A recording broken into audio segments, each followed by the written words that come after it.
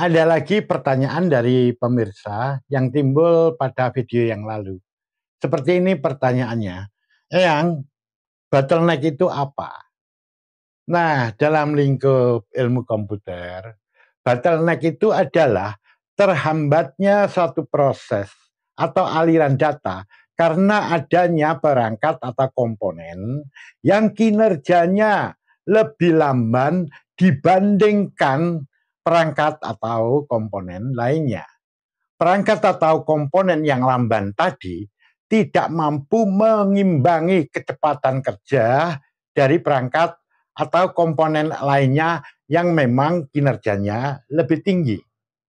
Akibatnya, kinerja sistem komputer secara keseluruhan menjadi lamban. Nah, berikut ini saya berikan contoh dari kasus bottleneck, yaitu contoh antara kecepatan kerja CPU dengan GPU atau CPU dengan GPU. Misalkan di sini, CPU-nya lebih cepat dibandingkan GPU-nya. Nah, seperti sudah diketahui bersama bahwa CPU inilah yang bertanggung jawab terhadap pengolahan atau pemrosesan seluruh data penting. Yang kemudian CPU ini akan memberikan instruksi rendering kepada GPU ini untuk mengolah data-data yang telah dikerjakan oleh CPU untuk ditampilkan ke layar monitor. Nah, kalau CPU-nya ini bekerja lebih cepat, dia mengirimkan data lebih cepat yang nanti akan dikirimkan ke GPU ini, sedangkan GPU-nya kerjanya lamban. Maka tentu akan terjadi tumpukan antrean data. Ini yang mengakibatkan kerja dari sistem komputer itu secara keseluruhan tampaknya menjadi lamban. Penyebab lambannya itu adalah karena GPU-nya ini kecepatannya lebih lamban dibandingkan CPU-nya. Nah, yang contoh yang kedua, bottleneck, juga bisa terjadi yang sebaliknya, yaitu GPU ini kinerjanya lebih cepat daripada CPU-nya. Jadi di sini CPU mengolah data-data itu, dia lamban, kemudian mengirimkan data ke GPU. Nah, GPU-nya ini bekerja lebih cepat. Data yang berasal dari CPU tadi langsung dia kerjakan. Dan data yang seterusnya dia belum menerima. Jadi di sini ada tenggang waktu untuk menunggu. Proses yang semacam ini akan mengakibatkan kerja komputer menjadi lamban. Dan GPU ini tidak bisa bekerja secara optimal karena kecepatannya dibatasi oleh CPU tadi. Nah,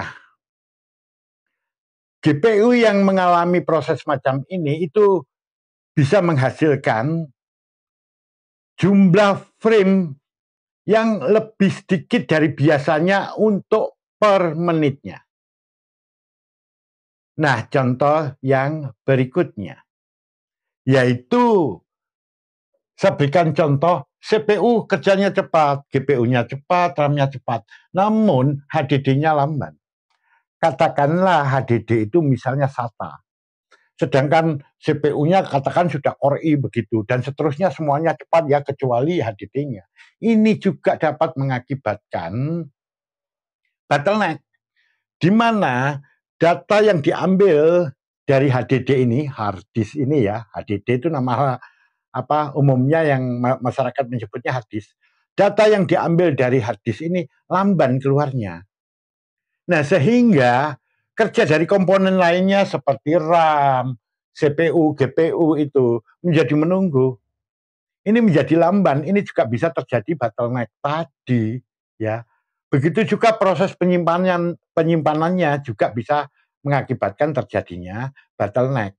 Itulah sebabnya banyak orang yang bilang begini, oh itu harddisknya lamban, coba di-upgrade saja menjadi SSD. Jadi kayak begini nih, jadi disuruh menggunakan SSD, diganti SSD. Nah, memang SSD ini memang kinerjanya lebih cepat daripada HDD tadi. Nah, di sini apa sih sebenarnya bottleneck itu? Mari kita lihat di sini ya. Bottleneck itu, bottle itu artinya botol, neck itu leher. Jadi bottleneck itu leher botol. Jadi dia itu diumpamakan seperti leher botol. Ilustrasinya semacam ini ya. Seandainya botol ini saya isi dengan air. Namun di sini tidak ada lehernya botol ini. Jadi cuma gini. Air yang ada di dalamnya akan saya tumpahkan. Maka dia akan lebih cepat tertumpah. Namun kalau ini ada lehernya kayak gini, dan air yang di dalamnya saya tumpahkan tentu menjadi terhambat. Dia keluarnya sedikit-sedikit karena terhambat oleh leher botol ini. Nah, ini bisa diumpamakan ini kinerjanya cepat, yang botol lehernya ini yang kinerjanya lamban. Nah, ini disebut akhirnya bottleneck kayak begitu. Proses lambannya tadi disebut bottleneck. Nah, patut diketahui di sini ya, betapa pentingnya kita mengetahui tentang proses-proses bottleneck ini, terutama itu untuk perancangan perakitan. Jadi kalau kita mau merakit sebuah komputer, kita harus tahu betul itu kinerja dari masing-masing komponen atau perangkat yang akan kita rakitkan itu harus diperhitungkan, harus seimbang kinerjanya. Nanti kalau nggak seimbang, nah itu bisa terjadi bottleneck tadi. Jadi artinya perangkat yang satu dengan yang lainnya harus cocok ya, harus kompatibel. Kompatibel itu cocok atau sesuai. Ya, harus kompatibel. Jadi jika tidak demikian bottleneck terjadi. Jadi kompatibilitas perangkat harus diperhitungkan. Kompatibilitas itu kesesuaian. Nah, jadi saya ulang di sini. Kesimpulannya, bottleneck itu apa? Bottleneck itu adalah terhambatnya satu proses atau aliran data karena adanya perangkat atau komponen yang kinerjanya lebih lamban daripada komponen atau perangkat lainnya.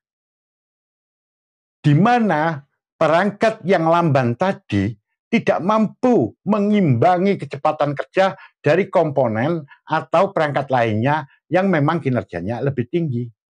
Akibatnya, kinerja sistem komputer secara keseluruhan menjadi lamban. Nah, semoga ini bermanfaat bagi Anda. Kita ketemu pada video berikutnya.